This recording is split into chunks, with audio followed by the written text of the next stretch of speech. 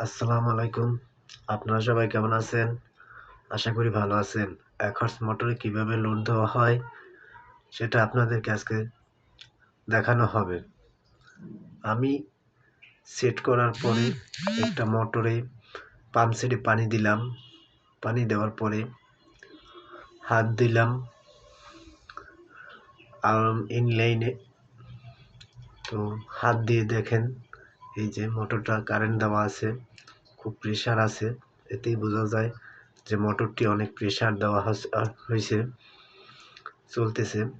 Capacitor রাখা আছে, balance সিস্টেমে করে চালাইছি।